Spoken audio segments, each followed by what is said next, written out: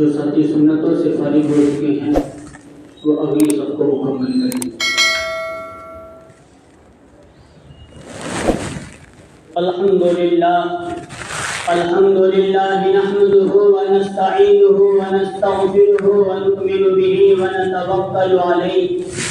ونعوذ باللہ من شرور انفسنا ومن سیئات اعمالنا من يهد الله فلا مضل له ومن يضلله فلا هادي له ونشهد أن لا إله إلا الله وحده لا شريك له ونشهد أن سيدنا ومولانا محمدا عبده ورسوله صلى الله عليه وعلى آله وأصحابه وبارك وسلم تسليما كثيرا أما بعد فأعوذ بالله من الشيطان الرجيم بسم الله الرحمن الرحيم ويسألونك عن الخمر والميسر قل فيهما إثم كبير ومنافع للناس وإثمهما أكبر من نفعهما وقال النبي صلى الله عليه وسلم الكيس من دان نفسه وعمل لما بعد الموت أو كما قال عليه الصلاة والسلام صدق الله العظيم وصدق رسوله النبي الكريم رب اشرح لي صدري ويسر لي أمري واحلل عقدة من لساني يفقهوا قولي۔ ایک مرتبہ نبی اکرم صلی اللہ علیہ وسلم پر درود شریف پڑھ لیجیے۔ اللہم صلی علی محمد وعلی آل محمد كما صليت على إبراهيم وعلى آل إبراهيم إنك حميد مجيد اللهم بارك على محمد وعلى آل محمد كما باركت على إبراهيم وعلى آل إبراهيم إنك حميد مجيد۔ محترم بزرگوں اور عزیز دوستوں، اللہ تبارک و تعالیٰ کا احسان، اللہ کا فضل اور اللہ کا کرم ہے کہ اللہ تبارک و تعالیٰ نے ہم تمام کو نماز جمعہ کے لیے اپنے گھر مسجد جلد سے جلد آنے کی توفیق نصیب فرمائی۔ جو باتیں کہیں جائے اللہ تعالیٰ دل کے کانوں سے سننے اور عمل کرنے کی نیت سے سننے کی توفیق نصیب فرمائے، ہم تمام کو اس کے عمل کی بھی توفیق نصیب فرمائے۔ بزرگوں، دوستوں اور عزیزوں، اللہ تعالیٰ نے انسانوں کو جو دنیا میں پیدا فرمایا، جو بھیجا ہے، وہ اللہ کی عبادت کے لیے بھیجا ہے، اللہ کو راضی کرنے کے لیے بھیجا ہے۔ اس دنیا میں رہتے ہوئے اللہ کو راضی کریں گے تو دنیا میں بھی کامیاب اور آخرت میں بھی کامیاب ہو جائیں گے، اور اگر اس دنیا میں رہتے ہوئے اللہ کو ناراض کرنے کے کام کریں گے، اعمال کریں گے تو دنیا بھی گئی اور آخرت بھی ہمارے ہاتھوں سے گئی۔ اس لیے ضروری ہے کہ قرآن میں، حدیث میں، اللہ نے، نبی نے جس طرح زندگی بسر کرنے کے لیے کہا اس طرح زندگی کیا کی جائے؟ بسر کی جائے، اور جن چیزوں سے بچنے کا حکم اللہ تعالیٰ نے دیا ہے ان چیزوں سے مکمل طور پر بچنے کی کوشش کرے، اور اگر بچنے کی کوشش کر رہے ہیں پھر نہیں ہو رہا تو اللہ تعالیٰ سے مدد مانگے، دعا مانگے، انشاءاللہ اللہ تعالیٰ اس چیز سے بچائیں گے، حفاظت فرمائیں گے۔ لیکن جب انسان ہی نہ چاہے کہ مجھے ان چیزوں سے بچنا ہے، جب بچنا نہیں چاہتا تو اللہ تعالیٰ بھی اسے بچانا نہیں چاہتے۔ خود قرآن مجید میں اللہ نے فرمایا ان اللہ لا یغیر ما بقوم حتی یغیروا ما بانفسہم، اس وقت تک اللہ تعالیٰ کسی قوم کی حالت کو نہیں بدلتے جب تک وہ بندہ یا وہ قوم اپنی حالت بدلنے کی کوشش نہ کرے۔ سب سے پہلے ہماری طرف سے کوشش کا ہونا بھی ضروری، جب کوشش ہوگی اللہ تعالیٰ ہمارے حالات کو بدلیں گے۔ میں کیا کہنا چاہتا ہوں انشاءاللہ آئندہ چل کر وہ بات سمجھ میں آئے گی۔ جب اللہ تعالیٰ نے انسانوں کو پیدا کیا، حضرت آدم کو پیدا کیا، تو فرشتوں نے یہ کہا اے اللہ، آدم اور اس کی اولاد کو تو دنیا میں پیدا کر رہا ہے، ہم نے جناتوں کو دیکھا ہے وہ دنیا میں قتل کرتے ہیں، خوریزی کرتے ہیں، فلاں فلاں فلاں گناہ کرتے ہیں، تو ویسی ایک مخلوق انسانوں کو پیدا کر رہا ہے، تو یہ بھی نافرمان کرنے والے، تجھے ناراض کرنے والے اعمال کریں گے، ہم فرشتے ہیں تجھے راضی کرنے کے لیے۔ اللہ تعالیٰ نے فرمایا میں وہ جانتا ہوں جو تم نہیں جانتے۔ حضرت آدم کو پیدا کیا، پھر جو واقعات ہونے تھے ہو کر چلے گئے، زمانہ بیتتے بیتتے حضرت سلیمان علیہ السلام کی حکومت آ کر چلی گئی، ان کی حکومت، اور مجھے بھی معلوم ہے، آپ کو بھی معلوم ہے کہ حضرت سلیمان علیہ السلام کی حکومت زمین کے ہر ذرے پر تھی، ہواؤں پر تھی، چرند پرند جناتوں ہر چیز پر ان کی حکومت تھی۔ جب ان کا انتقال ہوا تو شیطان نے یہ شور مچایا، حضرت سلیمان نبی نہیں تھے بلکہ وہ ایک جادوگر تھے۔ کون جادوگر تھے؟ کون کہہ رہا ہے؟ شیطان کہہ رہا ہے لوگوں کو جا جا کر کہ حضرت سلیمان جو اتنی بڑی بادشاہت کے مالک تھے، حکومت کے مالک تھے، وہ نبی نہیں تھے، وہ تو ایک جادوگر تھے، اور اس کی دلیل میرے پاس موجود ہے۔ لوگوں نے پوچھا کیا دلیل موجود ہے؟ شیطان بابل شہر میں وہاں سے لوگوں کو لے جا کر حضرت سلیمان کا جو تخت تھا اس کو ہٹایا، اور اس کے نیچے حضرت سلیمان علیہ السلام نے، اس زمانے میں حضرت سلیمان کے وقت جادوگری کا بہت رواج تھا، اس رواج کو ختم کرنے کے لیے ان کی بڑی بڑی چھوٹی چھوٹی تمام کتابوں کو لے کر اپنے تخت کے نیچے دبا دیا تھا، تاکہ یہ جادوگری کا سلسلہ بند ہو جائے اور پورے ملک کے اندر کوئی جادوگر واپس پیدا نہ ہو۔ یہ حضرت سلیمان علیہ السلام کی حکمت عملی تھی، اور ان کے زمانے میں کوئی جادوگر اس سے پہلے تھا، پھر انہوں نے یہ حکمت اپنایا تو جادوگروں کا نام و نشان ختم ہو گیا۔ حضرت سلیمان کے ماتحتین میں لوگ ان کی بات ماننے والے، اللہ کو ماننے والے تھے، لیکن جب دور حضرت سلیمان کا ختم ہوا، ان کا زمانہ نبوت چلا گیا، تب شیطان کو موقع ملا اسی بابل شہر میں مسجد سے جادوگروں کو لاؤں گا اور یہاں جادوگری کے فن کو ظاہر کر کے دکھاؤں۔ تو شیطان نے لوگوں کو سمجھایا کہ حضرت سلیمان کا جو تخت ہے اسے کھودیں گے تو وہاں سے کتابیں نکالیں گی، ان کتابوں کے ذریعے حضرت سلیمان چرند پرند درند انسان جنات ہر چیز پر حکومت کیا کرتے۔ جا کر دکھایا، اب لوگوں نے واقعات اس بات کو سچا سمجھ لیا کہ حضرت سلیمان نبی نہیں تھے، وہ ایک جادوگر تھے۔ اب پھر پورے ملک بابل کے اندر جادوگری ہر عام ہو گئی۔ یوں کہا جاتا تھا کہ بچہ اگر بابل شہر میں پیدا ہو تو وہ بھی ماں کے پیٹ سے جادوگر بن کر آ گیا۔ جگہ بیچ میں بہت کھلے آ گیا، نوجوان حضرت آ گیا، اور جگہ بہت ہے، آ گیا، پیچھے بیٹھنا اچھی بات نہیں، آگے بڑھنا بیٹھ دے اور سچے اور بشیر اور ذرا قربانی تو انشاءاللہ ذرا کھلے گی۔ کیا بولا تھا میں؟ ہاں، بچہ بھی اگر اس ملک بابل کے اندر پیدا ہو جاتا تو وہ بھی ایک جادوگر بن کر پیدا ہو۔ پھر اس وقت فرشتوں نے اللہ تعالیٰ سے فرمایا اے باری تعالیٰ، حضرت آدم کی پیدائش کے وقت ہم نے آپ سے کہا تھا، اب کیوں ایسی مخلوق کو پیدا کر رہی ہیں جو تیری نافرمانی کرے؟ ہم تجھے راضی کرنے کے لیے کافی ہیں۔ اب دنیا میں ہم جھانک کر دیکھ رہے ہیں تو ہر گھر میں جادوگر اور ہر شخص اپنے آپ کو خدا بنا بیٹھا ہے۔ اللہ نے پھر فرمایا جو میں جانتا ہوں وہ تم نہیں جانتے۔ میں نے انسانوں کے اندر نفسیات کا مادہ بھی رکھا ہے، خواہشات کا مادہ بھی رکھا ہے، اور توبہ کرنے کا مادہ بھی رکھا ہے۔ اگر تمہیں بھی میں انسانی شکل دے کر انسانی خواہشات دنیا میں بھیج دوں تو تم تیار ہو؟ تو فرشتوں کو اللہ تعالیٰ نے فرمایا اپنے میں سے 2 فرشتے طے کرو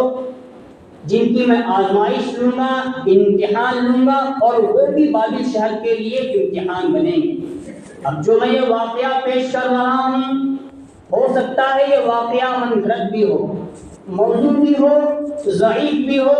اور کتابوں کے اندر کہاں واقعہ ملتا ہے، لیکن آج کی جو مجلس، آج کا جو بیان، ایک کان سے اس واقعے کو سننا، دوسرے کان سے اس واقعے کو نکال دینا، اس پر عمل، ہاں نتیجہ انشاءاللہ جو آپ کے سامنے ظاہر ہوگا، اس نتیجے تک پہنچنے کے لیے گرچہ یہ واقعہ ضعیف، من گھڑت بھی ہو سکتا ہے، موضوع بھی ہو سکتا ہے، کسی قسم کی روایت میں بھی ہو سکتا ہے، وہ آج بڑے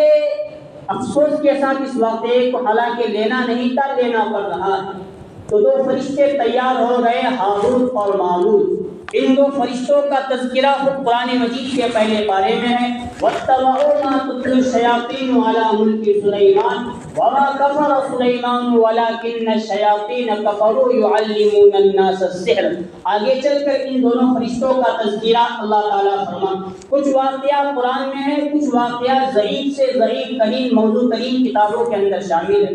جب وہ دو فرشتے تیار ہوئے تو اللہ تعالیٰ نے ان سے فرمایا، تم کہہ رہے تھے، تم اللہ کو طعنہ دے رہے تھے کہ اللہ تو نے ایسی مخلوق کو کیوں پیدا کیا جو سرکش ہے، جو نافرمانی ہے، جو ایسا ہے، جو ویسا ہے۔ چلو تمہارا میں امتحان لیتا ہوں تمہیں۔ اللہ تعالیٰ نے ان کو جادوگروں کے فن سکھا دیے اور دنیا بابل شہر حضرت سلیمان کے ملک میں بھیج دیا کہ سب کرنا، شرک نہ کرنا، کفر نہ کرنا، زنا نہ کرنا اور کسی کا قتل۔ کتنے گناہ؟ یہ 3 گناہوں سے اللہ تعالیٰ نے خاص روک دیا۔ کفر اور شرک دو ایک ہی چیز ہو گئی، کفر اور شرک کبھی نہ کرنا، زنا نہ کرنا، اور تیسری چیز کسی کا قتل نہ کرنا۔ یہ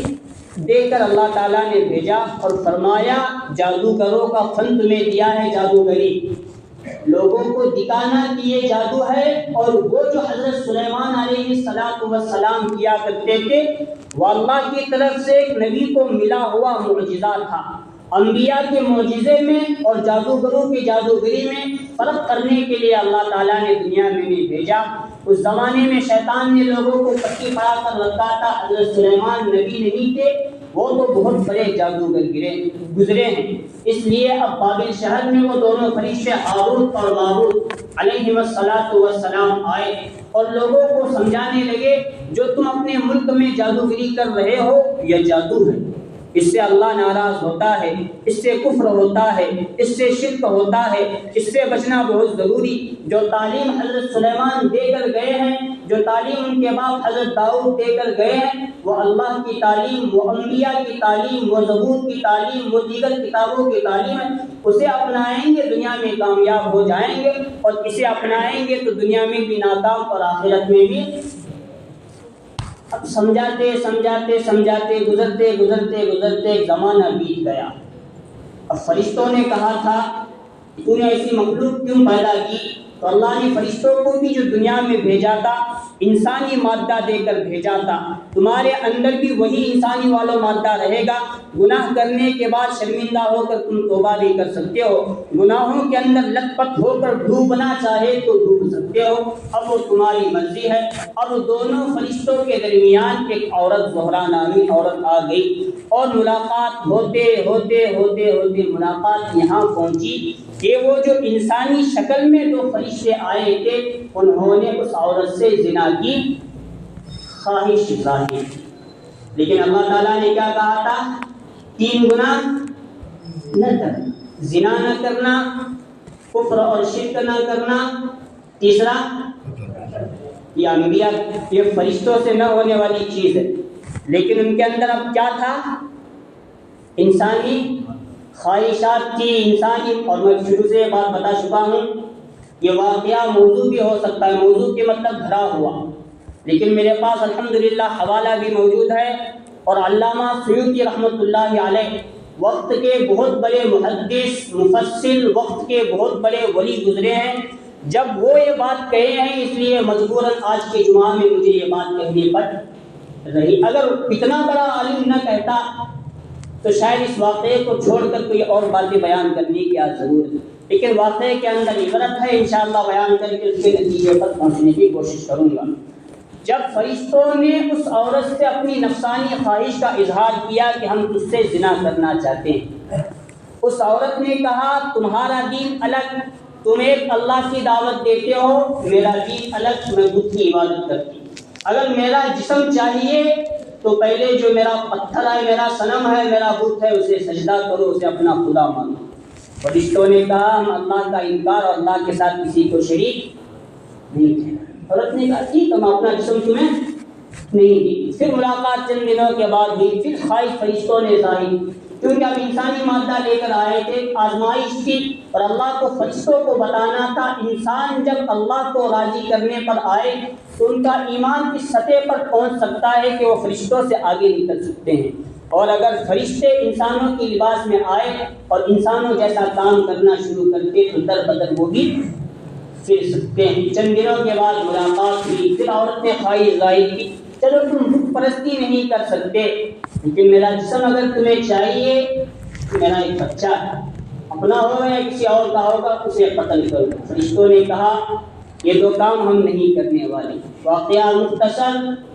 عورت نے کہا چلو تم یہ دو کام نہیں کرتے۔ اس زمانے میں شراب کا بہت رواج تھا، عام رواج،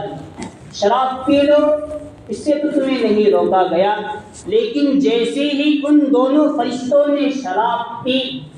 ان کا دماغ کام کرنا بند، ان کے حواس باختہ ہو گئے، انہوں نے زنا بھی کیا، کفر اور شرک بھی کیا، اور جس کا قتل کرنے کا اس عورت نے حکم دیا تھا کس گناہ کی وجہ سے؟ بولو گزشتہ جمعہ میں نے کہا تھا کہ اس جمعہ انشاءاللہ شراب کے تعلق سے کچھ، جب فرشتوں پر شراب کا اثر یہ ہو سکتا ہے تو ہم انسانوں پر کیوں نہیں ہو سکتا؟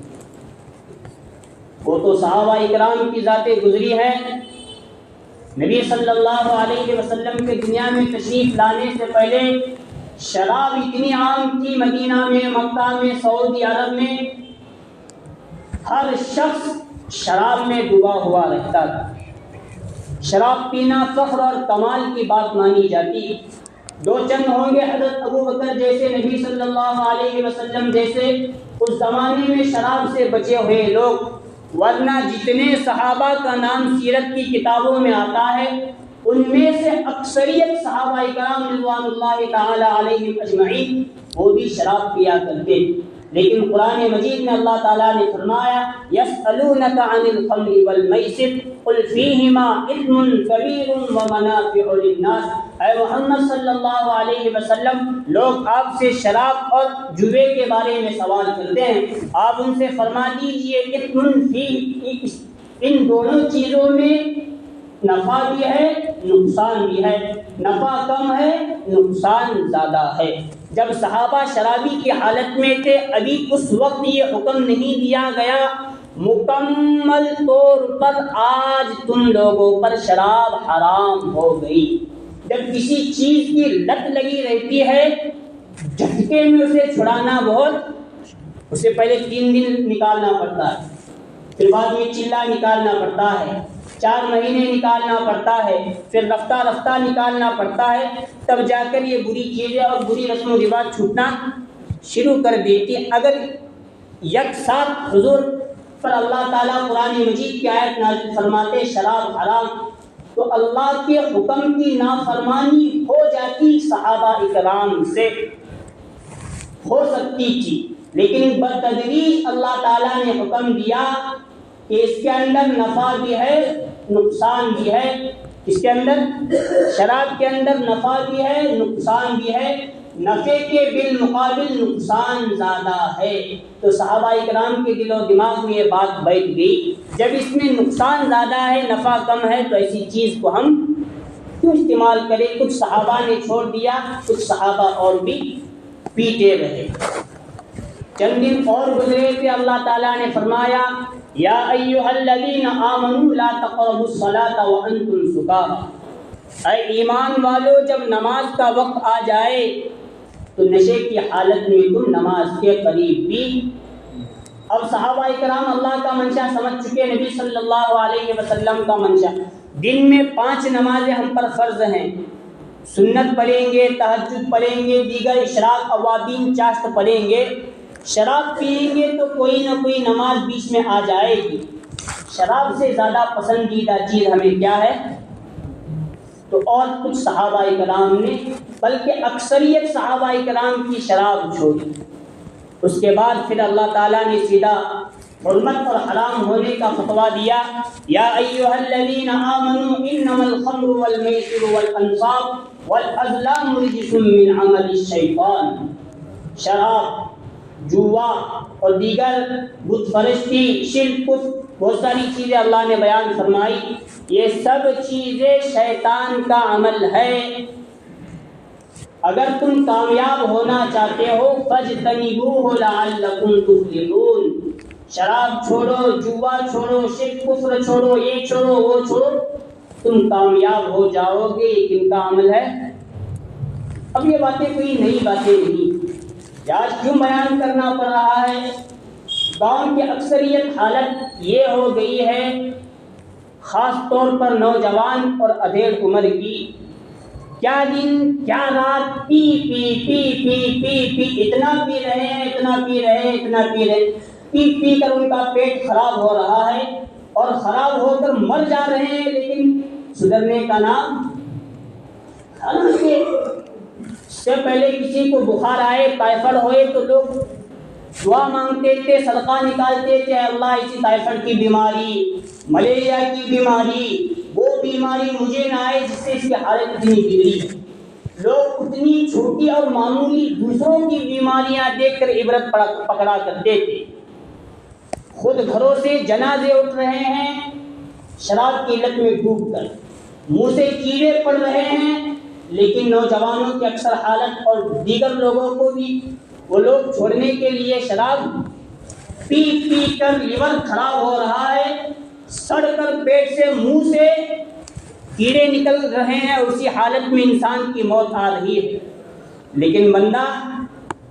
گھر والے چھوڑنے کے لیے تیار نہیں۔ جن گھروں سے جنازے نکلے ان کے بعد آج وہ لوگ چھوڑنے کے لیے تیار نہیں، تو جن کے گھروں سے ابھی تک جنازے نہیں نکلے وہ لوگ کیا چھوڑیں گے؟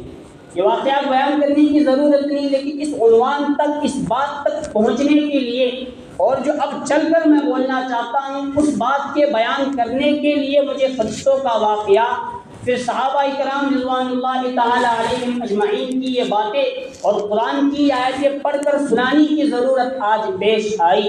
شراب اتنی بری چیز ہے، صحابہ کرام ڈرے اگر ہم شراب کی حالت میں نماز کے قریب جائیں گے اللہ ہم سے ناراض ہو جائے گا، اس لیے صحابہ کرام نے چھوڑ دیا۔ فرشتے پر جب شراب غالب آئی تو فرشتوں کا دل و دماغ کام کرنا بند کر دیا، اور ہم پیتے رہیں گے، پیتے رہیں گے، پیتے رہیں گے، مر کر چلے جائیں گے تو ہماری گت کیا بنی اور ہماری حالت کیا بنے گی؟ اللہ تعالیٰ یہ ہم تمام کی حفاظت فرمائے۔ شراب بہت بری چیز ہے، اس کا چھوڑنا بہت ضروری ہے۔ اب ٹینشن میں تھوڑا بہت بھی ایک بات سمجھ میں آتی ہے، حالانکہ جواز کا فتویٰ، جواز کا مسئلہ نہیں دے، ایک بات بول رہا ہوں، لیکن اب شوق کے نام پر پی رہے ہیں۔ کبھی کبھار رات میں ادھر ادھر سے آنا ہوتا ہے، گزرنا ہوتا ہے تو دیکھتے ہیں ایک بوتل، پھر 3 گلاس، 4 گلاس، 2-3 لوگ بیٹھے ہیں، تو بھی ذرا پی میں بھی ذرا پی، اور وہاں عورتوں کی طرف سے یہ میسج اور یہ پیغام آتا ہے ان کو جماعت میں نکالو، ان کو کیا تو سمجھاؤ، ان کو کیا تو تعویذ دو۔ کل ایک عورت سے بات ہوئی، یہ کہنے لگی مولانا ایسا ایسا، میں بولا قریب بھی نہیں، میں بولی 2-3 مہینے سے قریب بھی نہیں ہے، لیکن پھر بھی چھوڑنے کے لیے آگے اس کا حل بھی ڈھونڈ کر نکالے ہمارے کچھ نوجوان۔ کیا پوچھنے پر انہوں نے کہا جب ہم اپنے قریب نہیں کر رہے تو اپنا رخ میرٹھ اور سانگلی کی طرف کھل کر بولو کیا نہ کو وقت بھی نہیں لگے گا، سمجھ لو بس اتنا اشارہ کافی۔ نوجوان وہ چھوڑنے کے لیے تیار نہیں، لیکن اس کو پکڑتے ہوئے دوسرا راستہ اختیار ہے۔ مکمل بیان کر دیتا ہوں، یہ بات ادھوری۔ فقہاء کرام نے فقہ کا ایک اصول بیان کیا، کبیرہ گناہ جو کھلم کھلا کیے جائے، یا یہ نہیں سمجھ میں آتا تو یہ کہ جو بندہ بھی زہر، خودکشی کے جتنے راستے ہیں، جتنے مواقع ہیں، جو طریقے ہیں، اپنی طرف سے خودکشی کر لے تو فقہاء نے، علماء نے مسئلہ لکھا ہے، مسئلہ بیان کیا ہے کہ ایسے شخص کے جنازے میں علماء کا، نمازیوں کا، متقیوں کا، پرہیزگاروں کا ویسے کی جنازے میں شامل ہونا ناجائز، مطلب ایسے کی جنازے میں شرکت نہیں کرنا چاہیے۔ ایک فقہ کا اصول ہے، ایک مسئلہ، شراب یہ آب حیات،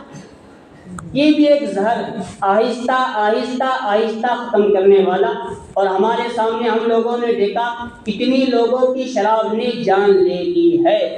اب میں یہ بیان کرنا چاہتا ہوں، جن لوگوں کی شراب کی حالت میں آئندہ موت ہوگی،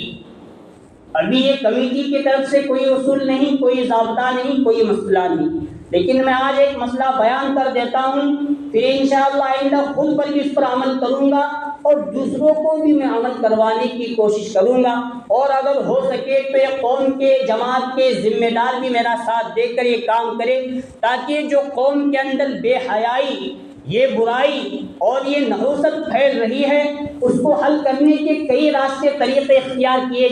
گئے، لیکن وہ میرے سامنے ابھی تک حل نہیں نکل آیا، لیکن اب کتابوں کو دیکھنے کے بعد ایک سامنے آ رہا ہے، شاید اگر اس پر عمل کیا جائے، ایک دو پر بھی عمل کریں گے، قوم کے بہت سارے لوگ انشاءاللہ جو بہت پینے والے ہیں کم پئیں گے، جو کم پینے والے ہیں وہ انشاءاللہ چھوڑ دیں گے، گالیاں چاہے میرے نام پر کتنی ہی برسے، جوتے میرے نام کے اوپر کتنی ہی برسے، انشاءاللہ اس کی پرواہ نہ میں کروں گا نہ آپ کرنا، لیکن یہ کوشش ہم لوگ کریں گے۔ فقہاء نے وہ مسئلہ لکھا ہے، جو خودکشی کر کے مرے اس کے جنازے میں یہ لوگ شریک نہ ہو، اور یہ بھی خودکشی ہی کی موت ہے، جو پی پی پی پی پی پی کر مرے اور اس کا پیٹ پھولے، منہ سے کیڑے پڑے اور اس کا لیور خراب ہو، یہ علامتیں، یہ نشانیاں ہمارے سامنے ظاہر، اب اس کی موت آ جائے انشاءاللہ ہم اس کے جنازے میں، چاہے وہ میرے خاندان دیسائی خاندان ہی کا کیوں نہ ہو، وہ پٹیل خاندان کا ہی کیوں نہ ہو، وہ کسی اور برادری کا ہی کیوں نہ ہو، جب تک ہم یہ کام نہیں کریں گے تب تک انشاءاللہ اس میں سدھار آنے والا نہیں ہے، نہیں سمجھا کر تھک گئے، لیکن ایک شوق میں، ایک دوستوں کی محبت میں صبح بھی پی رہے ہیں، شام بھی پی رہے ہیں، اور پیچھے لوگوں کی کیا عادت بن رہی ہے وہ نہیں، اور لوگ اس پر سبق بھی پکڑنے کے لیے تیار نہیں۔ میں یہاں تک دیکھا جن گھروں سے جنازے اٹھے، لوگ کندھوں پر اٹھائے ہیں، گھر والے ابھی تک پینے کے اندر مشغول ہیں، پھر عبرت ہی نہیں پکڑ رہے تو پھر کہاں سے ان کو دوسرا سبق ہم سمجھائیں؟ بات سمجھنے کی ہے، موت کسی بھی حالت میں آئے، حضرت ہمارے استاد حضرت مفتی اسلم صاحب دامت برکاتہم، شاید میں چاروں یا پنجم میں تھا، اس وقت انہوں نے بیان فرمایا امام غزالی رحمۃ اللہ علیہ کے تعلق سے کہ جو بندہ زندگی جیسی بسر کرتا ہے موت بھی اسے اسی حالت میں آتی ہے۔ تو راندے کا انہوں نے ایک واقعہ بیان فرمایا کہ ایک شخص مجھے ملے اور وہ امام غزالی رحمۃ اللہ علیہ کی کتاب احیاء العلوم پڑھا کرتے تھے، اور احیاء العلوم میں امام غزالی رحمۃ اللہ علیہ نے موت کا منظر اور موت کا تذکرہ اتنی سختی کے ساتھ کیا ہے، ہمارے استاد فرماتے ہیں، اور امام غزالی نے جو موت کا تذکرہ کیا، ایک واقعہ پیش آیا، ایک دوست ان کا تھا جو نماز مسجد کو نہیں آیا کرتا تھا، امام غزالی وقت کے بڑے امام ہونے کے بعد سمجھایا کرتے تھے، لیکن جب وقت آیا موت کا تو ایک وزن کی جو ڈنڈی رہتی ہے وہ اس کے گلے میں پھنسی اور کلمہ اس کی زبان سے نکلنے کے لیے، اور امام غزالی کا دوست وہ ڈنڈی مارنے کا کام، ناپ تول میں کمی کرنے کا کام کیا کرتا تھا۔ تو اس کے گزرنے کے بعد امام غزالی پر اتنا بڑا صدمہ ہوا قوم کو نصیحت کرتے ہوئے امام غزالی نے کتاب لکھی اور موت کا تذکرہ اس میں لکھا، اور اتنا خطرناک لکھا، ہمارے استاد فرماتے ہیں امام غزالی کی کتاب پڑھ کر رانگیت کے اندر ایک شخص ایسا لگتا تھا مجھے انسان تو زندہ ہے لیکن زندہ ہونے کی حالت میں ایک مردے کی مثال ہے۔ میں نے اسے پوچھا تم کیا پڑھتے ہو، کون سی کتاب پڑھتے ہو؟ انہوں نے کہا کہ میں امام غزالی کی کتاب موت کا تذکرہ احیاء العلوم میں پڑھتا ہوں۔ ہمارے استاد نے وہ کتاب چھڑائی اور دوسری کتاب ان کے ہاتھ میں دی کہ اللہ کی رحمتیں بہت بڑی ہیں، اللہ معاف کرنے والے، تو ان کے دل سے وہ خوف اور جذبہ نکالنے کے لیے وہ مجھے اصل میں کہنا یہ ہے جس حالت میں زندگی گزاریں گے اسی حالت میں موت آنے والی چیز ہے۔ اس لیے یہ نہ سمجھنا کہ آخری وقت ہم کلمہ پڑھ لیں گے کامیاب ہو سکتے ہیں۔ وہ حضرت موسیٰ علیہ السلام کے زمانے میں واقعہ پیش آیا، میں ایک سمے میں بھی پیش آئیں گا، کچھ علامتیں ظاہر ہوتی ہیں۔ پی پی کر اسی حالت میں مری تو کون سی موت مرے؟ شراب کی۔ اور اس سے پہلے میں نے بیان کیا تھا شراب پی پی کر منہ سے کیڑے وہ یزید کے نکلے تھے، وہی حالت ہم لوگوں کی ہو رہی ہے۔ اللہ تعالیٰ ہم تمام کو معاف فرمائے، مکمل طور پر شراب سے پرہیز کرنے کی کوشش کرے، اور مکمل طور پر اللہ تعالیٰ پوری قوم کو، پوری امت مسلمہ کو